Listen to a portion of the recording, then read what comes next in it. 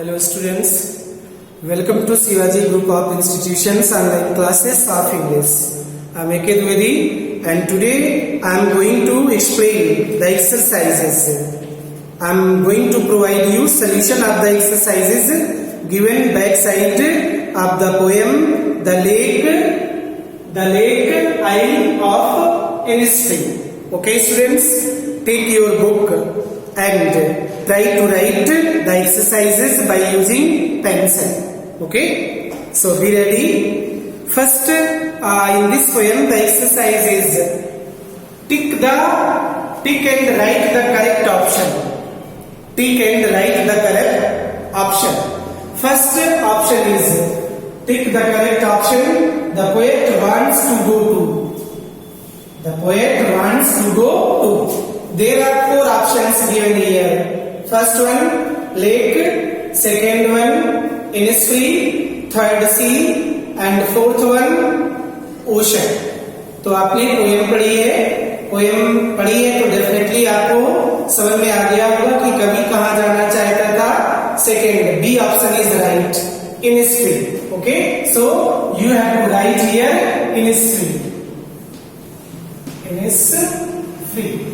The poet want to go this island. This is a place. This is an island where the poet wants to go. So students, you have to write here the option number, that is B. You can also write here B option Innisfree, and you have to write it by using black pen in your notebook. Okay. Now second one, the poet wants to build a.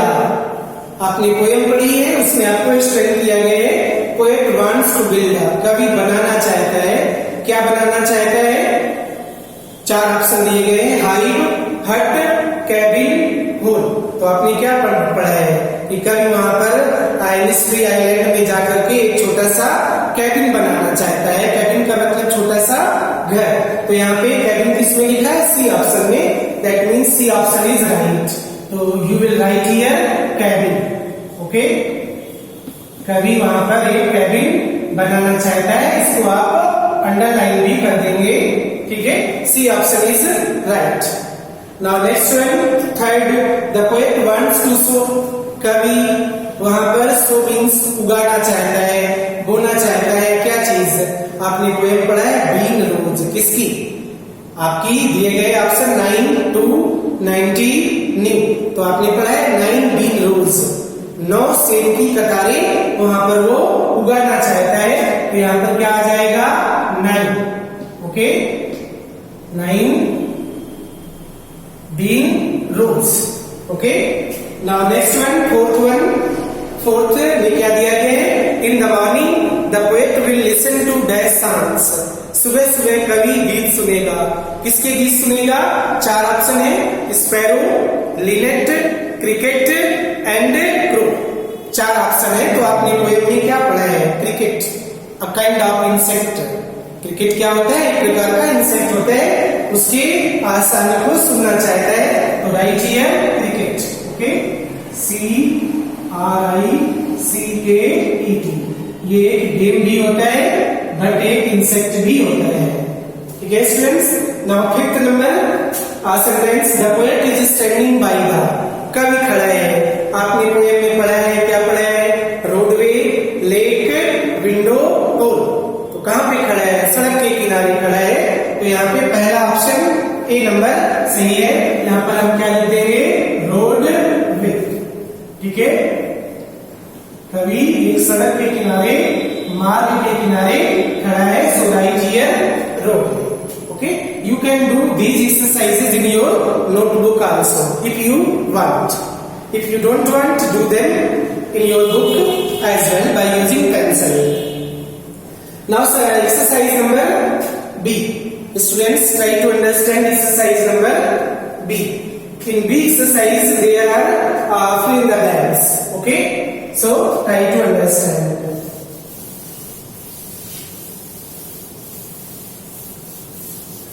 Fill in the blanks. तो students, अगर आपने poem को seriously पढ़ा है तो there will not be any kind of problem. Either fill in the blank question answer everything will be easy for you, सब कुछ आसान हो जाएगा, इसलिए बार बार आप पोएम को पढ़िए। तो बी पार्ट में आते हैं fill in the blanks. B fill in the blanks. Okay, now try to understand the poet first sentence. First one, the poet wants to go to कहाँ जाना चाहता है? आपने पोएम में पढ़ा है Innisfree. Okay, Innisfree. This is an island surrounded by water all around. Okay, I have written here Innisfree by using black pen. Next one, the poet will build a cabin from the. Second one, the poet will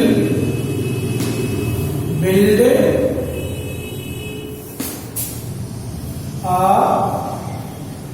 cabin, घर बनाएगा छोटा सा, from the and fill in the blanks में क्या बनना है आपको? किससे बनाएगा? आपने पढ़ा है clay and wattles, मिट्टी और wattles मतलब घास उसको यूज करके। तो यहाँ पे हमें क्या लिखना होगा? clay and wattles. Okay, now next one, sentence number 3. The poet wants to have a desk. The poet wants to have a desk. क्या चाहता है? For honey bees. For honey bees. क्या चाहता है? हाई हनी बीज कहाँ रहती है? ये प्लेस है, मधुमक्खी अपनी छत्ते में रहती है, तो यहाँ पे क्या आ जाएगा? Hive.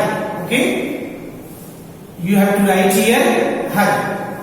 Okay, now sentence number 4. In sentence number 4, the midnight on the Innisfree. The midnight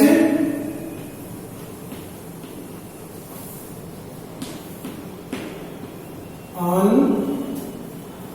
the Innisfree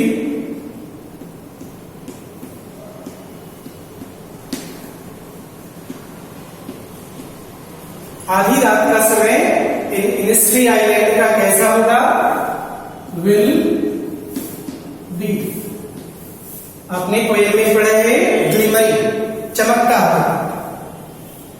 ग्लिमरी आ जाएगा GLIMMERING.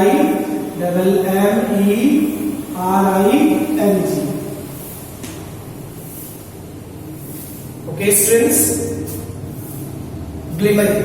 Now next one, 5th number. The poet wants to live there.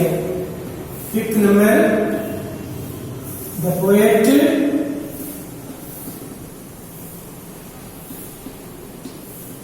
wants to live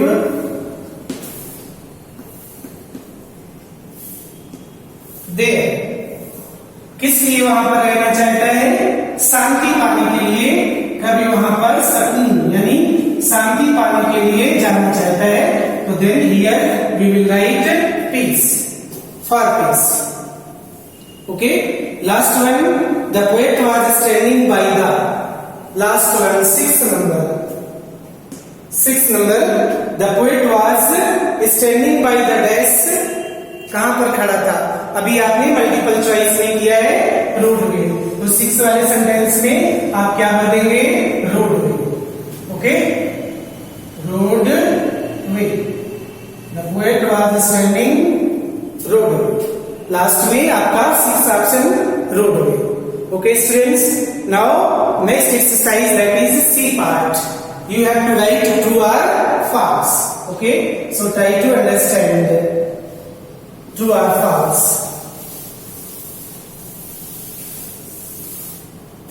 Okay, students, first sentence is exercise number C. Write true or false,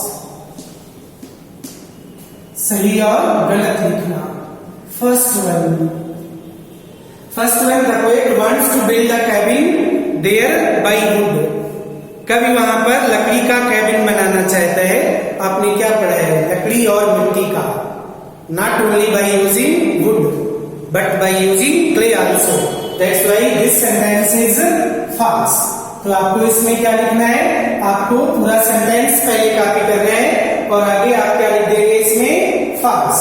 Okay, so first one, that is false. Now second sentence, the poet wants to live alone in the sound of bees. कवि मधुमक्खियों की शोरगुल में, मधुमक्खियों के जो भिनभिनाने की आवाज है उसके संगीत में वहां पर अकेले रहना चाहता है. तो ये ट्रू है, आपने पोएम में पढ़ा है. तो second one is true.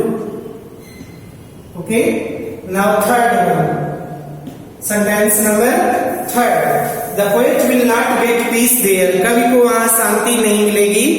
You have studied in the poem, आपने पोएम में पढ़ा है, that poet wants to go to an spree for obtaining peace of mind and soul. आपने पढ़ा है कि कवि वहां पर शांति पाने के लिए जाना चाहता है. तो this sentence number third is true. Okay,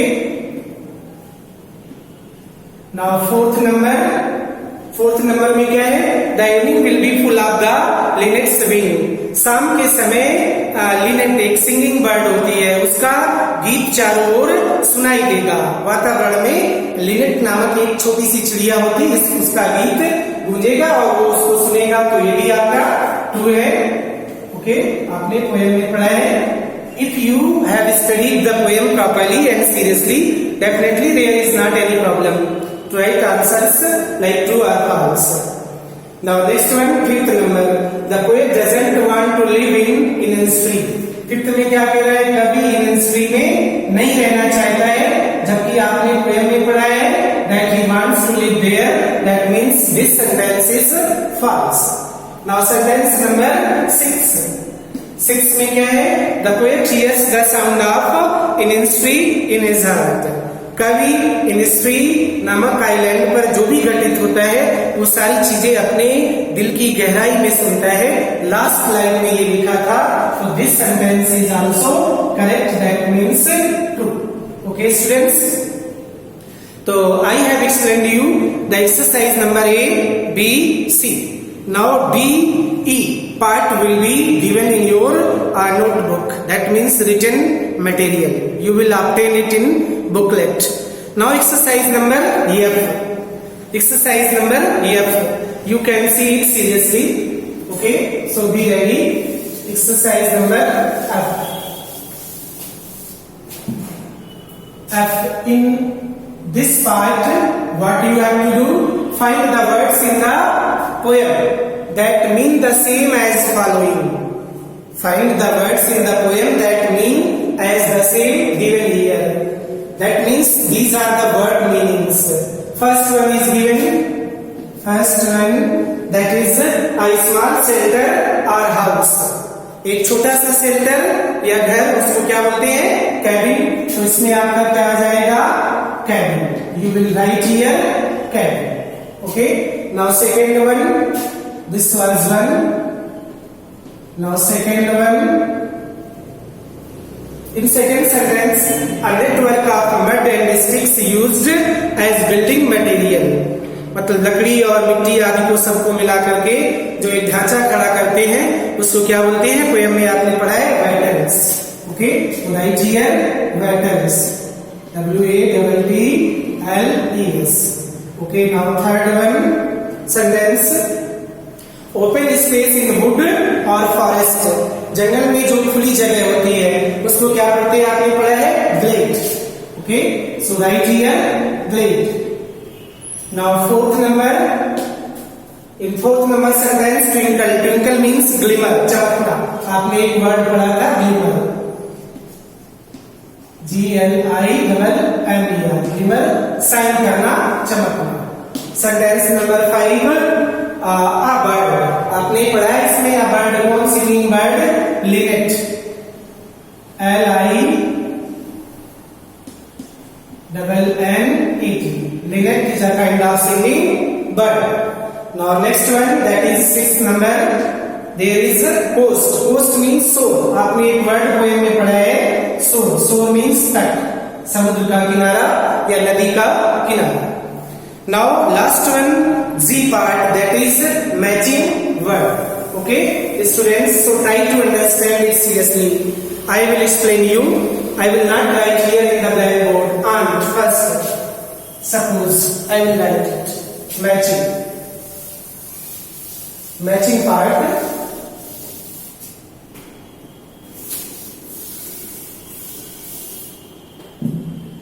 match the following, that is Z part.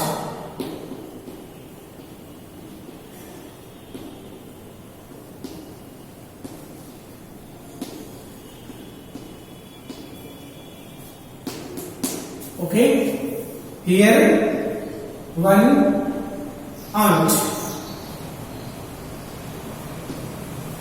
first one aunt, second one beer,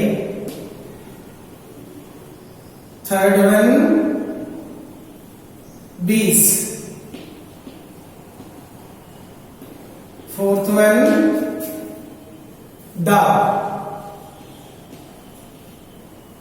fifth one, that is rabbit. Okay, the students in second part, you have to match the words, that means living place.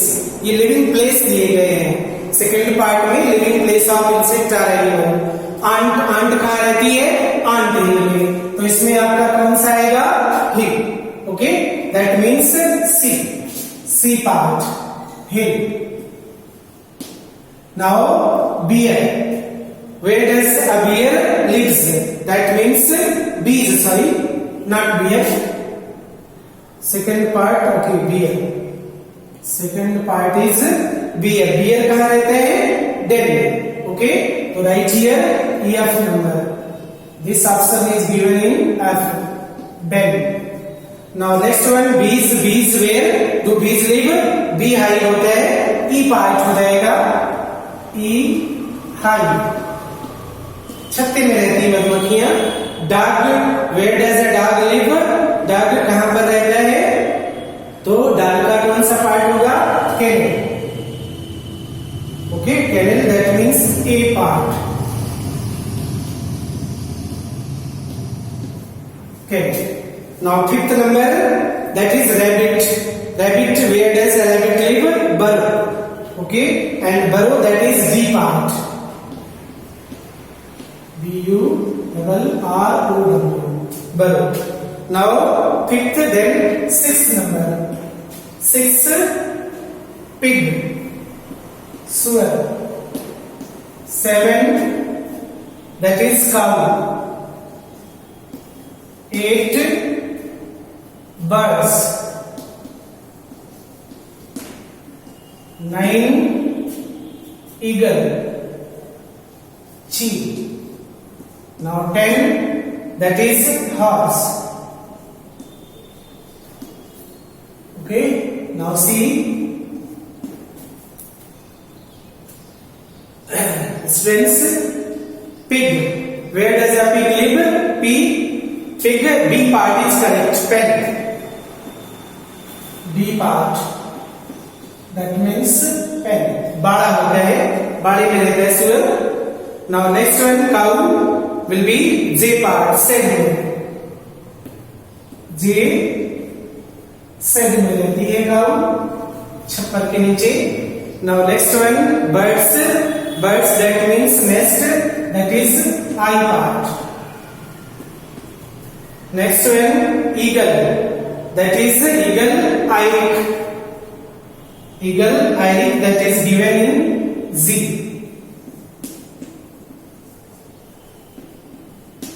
Okay. Now next one, horse.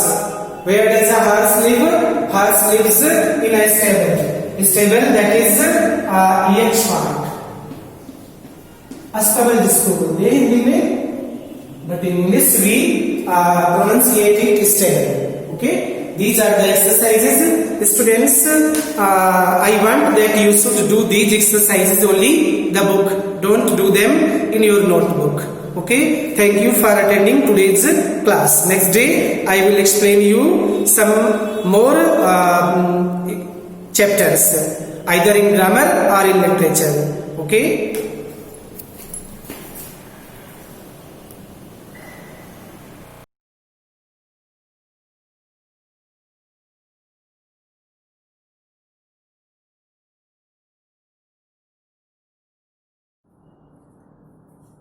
सुस्वागतम। मैं रेणुलता पांडे, संस्कृत शिक्षिका, Shivaji group of institutions.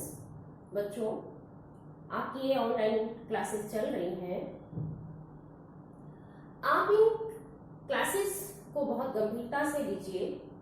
ऐसा नहीं है कि आप घर में आराम से बैठे हैं, कभी आपने वीडियो देखा कभी नहीं देखा, ऐसा नहीं है। आप ये मान के चलिए कि जैसे आपकी रेगुलर क्लासेस यहाँ स्कूल में चलती थी, वैसे ही ये क्लासेस आप टाइमली अटेंड करेंगे। ठीक है, आप घर में ही वैसे ही गंभीरता से बैठिए, जैसे आप स्कूल में बैठ के पढ़ते थे, वैसे ही आपको वीडियो देखने में भी उतनी ही गंभीरता लानी है, तभी आप कुछ समझ पाएंगे, कुछ पढ़ पाएंगे। क्लियर है ना? तो बच्चों, आपके संस्कृत की जो बुक है वो संस्कृत सुगंधा, उससे मैंने 4 पाठ आपके समाप्त कर दिए हैं और ये है पंचमा पाठा अंगुली माला। पंचमा पाठा बच्चों, आपकी बुक में यहाँ षष्ठा पाठा लिखा हुआ है। ठीक है, वो सीक्वेंस में गड़बड़ हो गया, मिसप्रिंट है बुक में, तो आप षष्ठा पाठा काट करके लिखेंगे पंचमा पाठा। ठीक है, और इसका शीर्षक है अंगुली माला। अंगुली माल शब्द का अर्थ होता है उंगलियों की माला। पहनने वाला कौन है? अंगुली माला। ठीक है, अब हम आपको बताते हैं ये अंगुली माल है कौन। क्या कोई अंगुलियों की माला पहनता है? साधारण तौर पे तो कोई नहीं पहनता। तो ये अंगुली माल है कौन? तो बच्चों, हम आपको संक्षिप्त कहानी सुना रहे हैं इसी चैप्टर से रिलेटेड। अंगुली माल नाम का एक दस्यु था। दस्यु यानी डकैत या डाकू। ठीक है, उसका जो रोज का काम था वो लोगों को लूटना मारना, यही सब उसका काम था। जब वो किसी को जान से मार देता था तो उसकी उंगलियां काट करके और उसकी माला बना करके पहन लेता था। चूंकि वो उंगलियों की माला पहनता था, इसलिए उसका नाम ही पड़ गया अंगुली माल। समझ में आया? अब क्या होता है कि भाई उसके आतंक से पूरी प्रजा और राजा सब बहुत दुखी थे। राजा प्रसेनजीत ने उसे पकड़ने का बहुत प्रयास किया, लेकिन पकड़ नहीं पाए। तो उन्होंने महात्मा बुद्ध से निवेदन किया। महात्मा बुद्ध उसके पास गए, उन्होंने उसे धर्म का उपदेश दिया और वो इतना प्रभावित हो गया कि उसने अपना ये डकैती का कार्य छोड़ दिया और उनके पैरों में गिर पड़ा। तो बच्चों, यही कहानी इस पाठ में है। जो मैंने पंक्तियां यहाँ पर लिखी हैं, इनका मैं हिंदी अनुवाद करती हूँ, आप ध्यान से सुनेंगे। तो बच्चों, संकेत है प्राचीन काले से लेकर के गतः। ठीक है, प्राचीन काले से लेकर के गतः। ठीक है, और हमेशा की तरह आप संकेत डालेंगे, फिर संदर्भ लिखेंगे। संदर्भ लिखने का तरीका मैं बता चुकी हूँ कि प्रस्तुत गद्यांश या प्रस्तुत पंक्तियां हमारी पाठ्य पुस्तक संस्कृत सुगंधा के अंगुली माला नामक पाठ से ली गई, और उसके बाद आप अर्थ लिखना शुरू करेंगे। ये संस्कृत की पंक्तियां मैं जो यहाँ लिखा रही हूँ, ये आपको अपनी नोटबुक में नहीं लिखनी है, ये मैं सिर्फ पढ़ाने के लिए यहाँ पर लिखूँ। आपको संकेत लिखना है, संदर्भ लिखना है, ठीक है, और उसके बाद अर्थ लिखना है, ठीक है। तो मैं इन पंक्तियों का अर्थ अभी आपको पढ़ाती हूँ, ठीक है।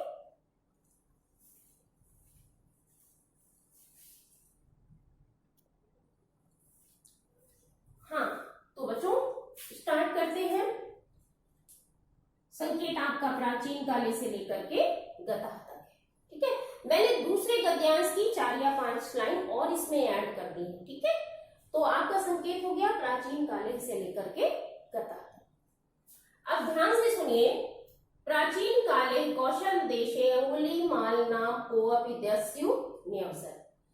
प्राचीन काल में कौशल देश में अंगुलीमाल नाम का को अपि मीन्स कोई दस्यु रहता था, न्यवसर रहता था। दस्यु डकैत या डाकू भी लिख सकते हैं आप। तो प्राचीन काल में कौशल देश में अंगुलीमाल नाम का कोई डकैत रहता था। तेन जना प्रजा चा बहुभीता आसन। उससे लोग और प्रजा, चा मीन्स और, बहुभीता मीन्स बहुत डरे हुए, आसन मीन्स थे। उससे लोग और प्रजा बहुत डरे हुए थे। लोकानाम लुंठनम हननम चा तस्य दैनिकम कृत्यम आसीत्। लोकानाम नाम मीन्स लोगों को, लुंठनम लूटना, हननम मारना, चा मीन्स और, लोगों को लूटना और मारना उसका दैनिक कार्य था। कृत्यमासीत, कृत्य मीन्स कार्य, और इसका बच्चों हम संधि विच्छेद करेंगे कृत्यमासीत का। तो कृत्यम प्लस आसीत 2 शब्द है का, इसका मतलब हो गया कार्य था, ठीक है। हमेशा शब्दों का विच्छेद करके पढ़ें तो आपको ये पता चलेगा कि इसमें कौन कौन से शब्द जुड़े हैं, तभी तो अर्थ स्पष्ट हो पाएगा। असो मीन्स वह, असो मीन्स भी वह होता है, सह मीन्स भी वह होता है। असो यान हंति, वह जिन्हें मारता था। तेषाम अंगुली स्मृति रूपम छित्वा, उनकी उंगली को स्मृति के रूप में काटकर या याददाश्त के रूप में काटकर, ताबी मालाम विरचित, उनसे माला बनाकर, कंठे मीन्स गले में, अधार्य धारण करता था या पहनता था। वह जिन्हें मारता था उनकी उंगली को स्मृति के रूप में काट करके उनसे माला बनाकर गले में पहनता था। अनेन कारणेन तस्य अंगुली माला इति नाम विख्याता बभू।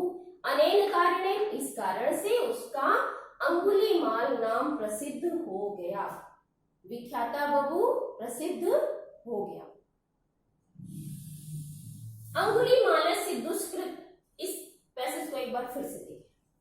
प्राचीन काल में कौशल देश में अंगुलीमाल नामक कोई दस्यु या कोई डकैत रहता था। उससे लोग और प्रजा बहुत डरे हुए थे। लोगों को लूटना और मारना उनका दैनिक कार्य था।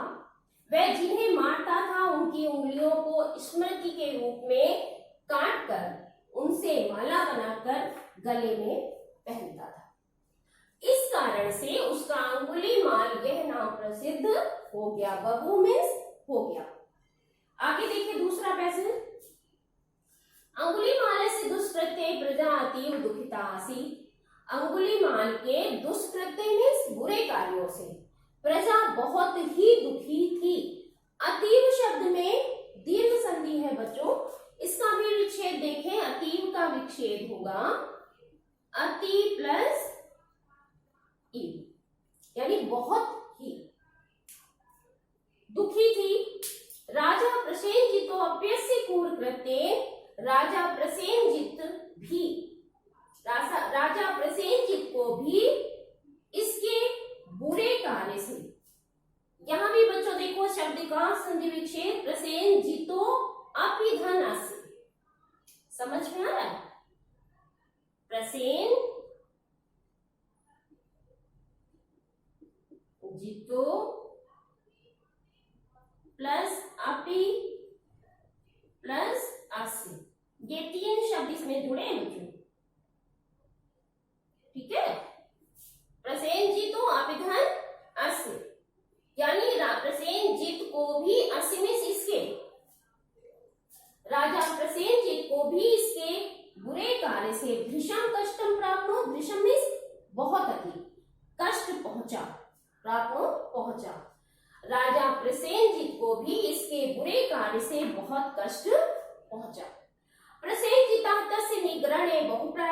प्रसेनजित ने उसे पकड़ने के लिए बहुत प्रयत्न किया, बहुत प्रयत्न किया। सैन्य बलम चाप्रेषित और सेना भेजी, सैन्य बलम में सेना और सेना भेजी, परंतु तदापि सफलता न प्राप्त, परंतु फिर भी सफलता नहीं मिली। भगवते बुद्धस्य शिष्या प्रसेनजिता तद विषय बुद्धम निवेदयत्, भगवान बुद्ध के शिष्य प्रसेनजित ने उसके विषय में बुद्धम निवेदयत्, बुद्ध से निवेदन किया। बुद्धस्य तदानीम् अंगुलीमालस्य समक्षम धर्मोपदर्शम तेषां कर्तुं गता। बुद्धस्य का भी संधि विच्छेद देखिए, विसर्ग संधि है बच्चों।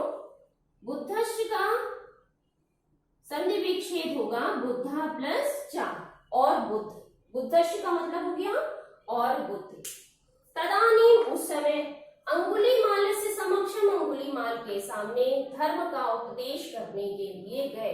कर्तुम में तुम प्रत्यय है, ये जो कर्तुम शब्द है ना बच्चों, ये इसमें तुम प्रत्यय है। कैसे? क्री धातु है और तुम प्रत्यय है, ठीक है। तो शब्द बन जाता है कर्तुम, ठीक है।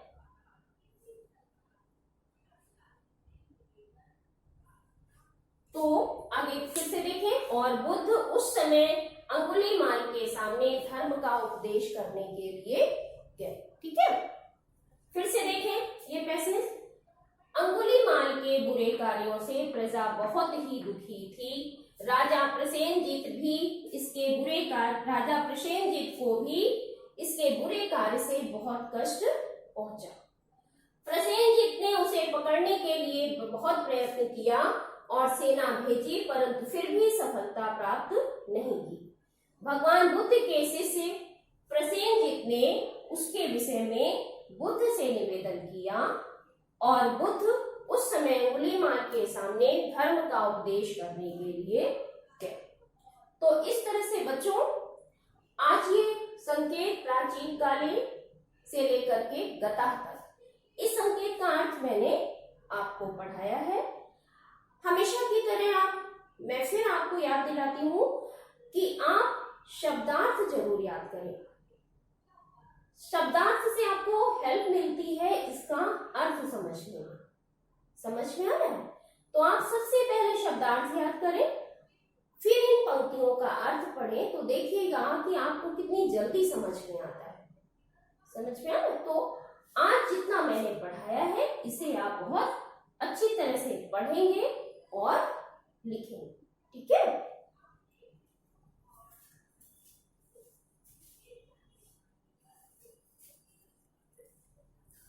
और बच्चों एक बात और कहनी थी कि लिखते समय आप अपने लेखन कार्य को बहुत सुंदर रखिए, ठीक है। बहुत स्वच्छ और सुंदर लेखन होना चाहिए। धन्यवाद, आपका दिन मंगलमय।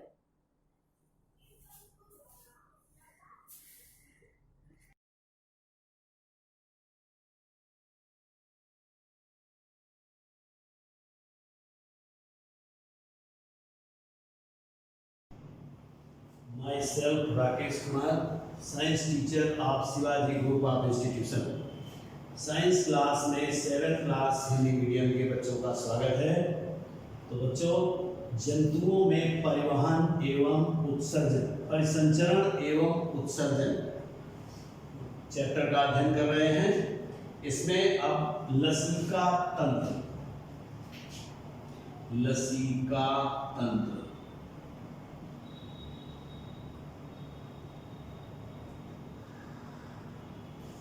लसिका तंत्र एवं उत्सर्जन के बारे में ही अध्ययन करेंगे। तो लसिका तंत्र, रक्त कोशिकाएं आदान प्रदान के अंग होते हैं। जो रक्त की कोशिकाएं हैं वो आदान प्रदान के अंग होते हैं।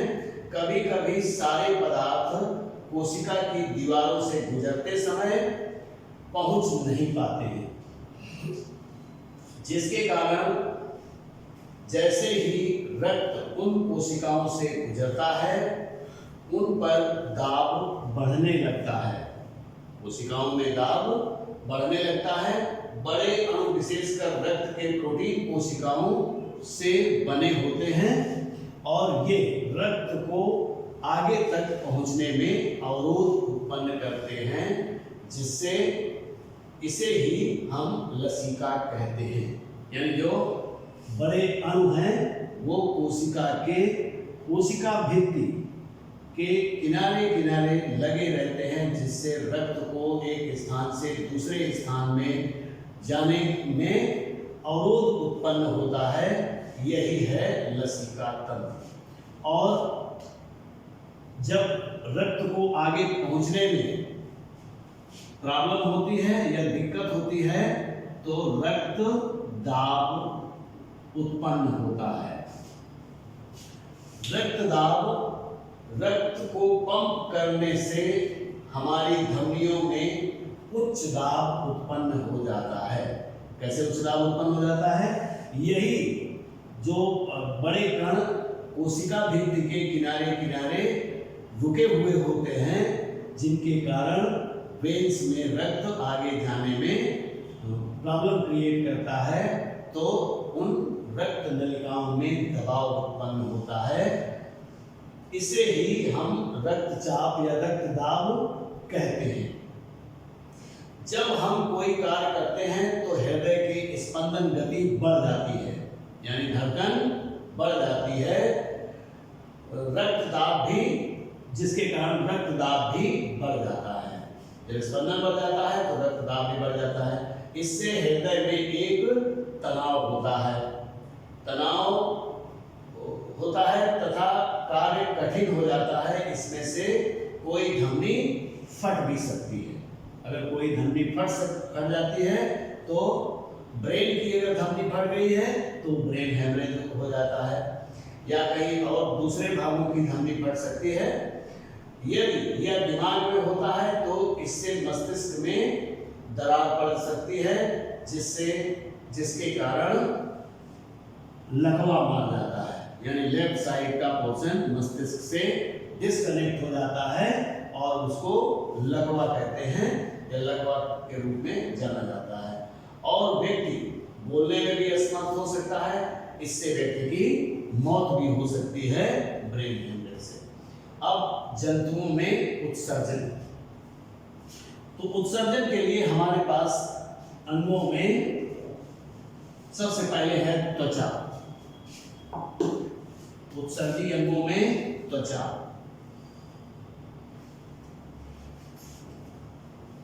जब हम कोई कार्य करते हैं, व्यायाम करते हैं या कोई भारी कार्य करते हैं, कोई भारी वजन उठाते हैं, तब हमारे शरीर का रक्तचाप बढ़ता है, हृदय की धड़कनें भी बढ़ती हैं। यानी हृदय तेजी से पंप किया जाता है। और क्यों पंप किया जाता है? क्योंकि हमको उस कार्य को संपन्न करने के लिए ऊर्जा की जरूरत होती है। और ऊर्जा हमको कहाँ से मिलती है? ऊर्जा हमको प्रत्येक कोशिका के माइटोकॉन्ड्रिया में संचित ग्लूकोज को ऑक्सीजन से अभिक्रिया जब होती है तो वो ऊर्जा में डूब जाता है और कार्बन डाइऑक्साइड गैस निकलती है। तो उस ऑक्सीजन को ले जाने के लिए जब हम कोई कार्य कर रहे होते हैं, जैसे दौड़ रहे हैं या व्यायाम कर रहे हैं, तो हमें ऊर्जा की जरूरत आगे बढ़ती चली जाती है और वो ऊर्जा हमको माइटोकॉन्ड्रिया में ऑक्सीजन के पहुंचने से, यानी रक्त द्वारा ऑक्सीजन माइटोकॉन्ड्रिया तक पहुंचने से ग्लूकोज जब टूटता है ऊर्जा और कार्बन डाइऑक्साइड में, तो हमें काम करने की शक्ति आगे को मिलती है। तो इसलिए यानी ऑक्सीजन को सभी जगह पहुंचाने के लिए रक्त भी तेजी से ट्रांसपोर्ट स्पीड से काम करता है। तो इस प्रकार से हमारे शरीर में पसीना भी, यानी अपशिष्ट पदार्थ, रक्त से अपशिष्ट पदार्थ जो बाहर आते हैं वो पसीने के द्वारा बाहर निकाले जाते हैं। त्वचा में रोम पाए जाते हैं। रोम के जड़ की जगह पर छोटे छोटे से पोर या छिद्र होते हैं। उन छिद्रों से पसीना और अपशिष्ट पदार्थ तथा नमक बाहर निकल आता है, सोडियम क्लोराइड। नमक भी बाहर निकलता है, तो कई अपशिष्ट पदार्थ त्वचा के द्वारा भी बाहर किए जाते हैं। इसी प्रकार से दूसरा सिस्टम है उत्सर्जन का, किडनी, वृक्क। तो वृक्क हमारी उदर गुहा में स्थित होते हैं और ये इनकी संख्या 2 होती है, दायां और बायां। प्रत्येक वृक्क सेल के बीच के आकार का होता है इस प्रकार से, और दाईं किडनी थोड़ी सी बड़ी होती है, बाईं कुछ छोटी होती है। ये दोनों वृक्क नलिकाओं के द्वारा इस प्रकार से ऐसे आपस में जुड़े भी रहते हैं ऐसे, और ये फिल्टर होकर के ये नीचे ब्लैडर में ऐसे जाते हैं और ब्लैडर में इस प्रकार से। इस प्रत्येक किडनी में अंदर क्रिस्टी होती हैं और छोटी छोटी सी इस तरीके से स्ट्रक्चर्स होती हैं। ये होते हैं जैसे आपने गुलर का फूल देखा होगा, या गुड़हल के फूल में आगे जो पुंकेसरी नाल होती है उसमें भी इसी तरीके की स्ट्रक्चर्स आपको दिखाई देती हैं। किडनी का काम है रक्त को छानना, यानी जब भोजन करने के बाद बहुत सारी चीजें आप भोजन के रूप में लेते हैं। जैसे मान लीजिए किसान आदमी ने लौकी का उत्पादन किया और लौकी आपने खाया, उस लौकी के उत्पादन में उसने उसको जल्दी बढ़ाने के लिए यूरिया है या ऑक्सीटोसिन हार्मोन्स, कई चीजें वो दे देता है जिससे उसकी लौकी जल्दी से बढ़ जाए और मार्केट में बेच करके पैसा उपलब्ध कर ले। तो उस भोज्य पदार्थ में यूरिया की मात्रा अधिक हो जाती है, और यूरिया की मात्रा अधिक हो गई है तो वो आपके स्वास्थ्य, किसी भी जंतु के स्वास्थ्य के लिए हानिकारक होती है। उस अपशिष्ट पदार्थ को बाहर निकालने का काम किडनी में होता है। तो किडनी में जब भोजन युक्त रक्त किडनी में आता है तो 1 मिनट में लगभग उसको 72 बार या 72 टाइम्स सर्कुलेट किया जाता है। 72 बार सर्कुलेट होने के बाद वो यूरिया, ब्लड से यूरिया और यूरिक एसिड, सोडियम तथा पोटेशियम को अलग कर देता है, और फिल्टर करने के बाद ये एक ब्लैडर में इकट्ठा हो जाता है जिसको कहते हैं मूत्राशय। मूत्राशय में ये इकट्ठा हो जाता है। तो इस प्रकार से किडनी भी आपका फिल्टर का काम या उत्सर्जन का काम, यानी मुख्य उत्सर्जी अंग है, मुख्य उत्सर्जी अंग के रूप में वृक्क काम करते हैं। अब ये फिल्टर करने के बाद जो मूत्र इसमें मूत्राशय में कलेक्ट हुआ है, इसका ऑर्गेनाइजेशन जो होता है, इसके ऑर्गेनाइजेशन में यानी मूत्र में 95% जल, 95% जल, यानी ऑर्गेनाइजेशन आप मूत्र में पाया जाता है 95% जल, 2.5% यूरिया और 2.5% में सोडियम व पोटेशियम, सोडियम व पोटेशियम।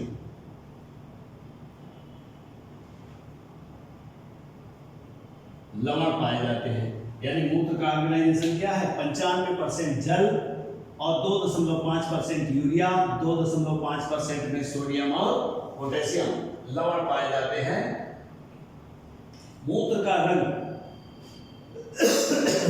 मोस्टली पीले कलर का होता है। पीला क्यों होता है? क्योंकि यकृत के द्वारा जो पित्त रस का निर्माण हुआ है उसका कलर पीले रंग का होता है, और वो जब भोजन में मिलता है तो भोजन के माध्यम को क्षारी बनाता है। क्षारी बनाने के साथ साथ अमीनो अम्ल का अमोनिया व यूरिया में रूपांतरण मुख्यतया यकृत में होता है, लीवर में होता है। अमीनो अम्ल के रूपांतरण से बने पदार्थ रक्त में पहुंचते हैं। रक्त यूरिया को वृक्कों में पहुंचा देता है और फिर वृक्क उसको फिल्टर करके छान करके यूरिया और यूरिक एसिड को पेशाब में या मूत्र में बदल देता है। यह वर्णक पित्त तथा छोटी आंत में प्रवेश करता है तथा शरीर से मल के साथ बाहर निकाल दिया जाता है। फेफड़े, उत्सर्जन में फेफड़े भी रोल करते हैं, यानी उत्सर्जी अंगों में फेफड़े भी आते हैं। अब फेफड़े उत्सर्जी अंगों का कार्य किस प्रकार से करते हैं इसको भी देख लीजिए। तो फेफड़ों का काम है जो वातावरण की वायु है उसको अंदर ले जा, नासा द्वारा अंदर की ओर जब ले जाते हैं तो उसमें उपस्थित ऑक्सीजन को अवशोषित करने का काम करते हैं फेफड़े। जब ऑक्सीजनेटेड ब्लड को पूरे शरीर में पहुंचाया जाता है, इसके बाद जब ऊर्जा उत्पन्न हो गई, ऊर्जा उत्पन्न होने पर कार्बन डाइऑक्साइड माइटोकॉन्ड्रिया में जब ऑक्सीजन पहुंचती है तो ग्लूकोज और ऊर्जा का उत्पादन होता है तथा कार्बन डाइऑक्साइड का भी उत्पादन होता है। उस कार्बन डाइऑक्साइड को पूरे शरीर से ब्लड फिर से लेकर के हृदय तक आता है और हृदय से फिर फेफड़ों को दे दिया जाता है। वो कार्बन डाइऑक्साइड को फेफड़े निःश्वसन के द्वारा बाहर निकाल देते हैं। तो इस प्रकार से फेफड़े भी उत्सर्जी अंगों का कार्य करते हैं। अब यकृत भी कई हानिकारक पदार्थ बाहर निकालता है, जैसे जहरीले पदार्थ व औषधियां। ये क्रिया पाचन तंत्र को छोड़ने के बाद तथा शरीर के शेष अंगों में पहुंचने से पहले होती है। अब आता है बड़ी आंत। बड़ी आंत कई अपशिष्ट पदार्थों को गुदा के द्वारा मल के साथ बाहर निकालने का काम करती है। तो ये भी एक उत्सर्जी अंग हो गया। त्वचा भी बता दिया हमने, यानी त्वचा फिर से देख लें। त्वचा यूरिया और यूरिक लवणों के उत्सर्जन में सहायता करती है।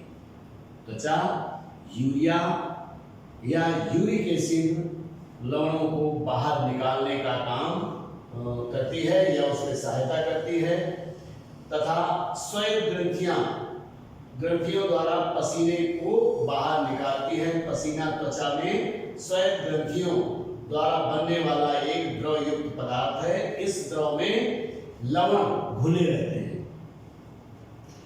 तो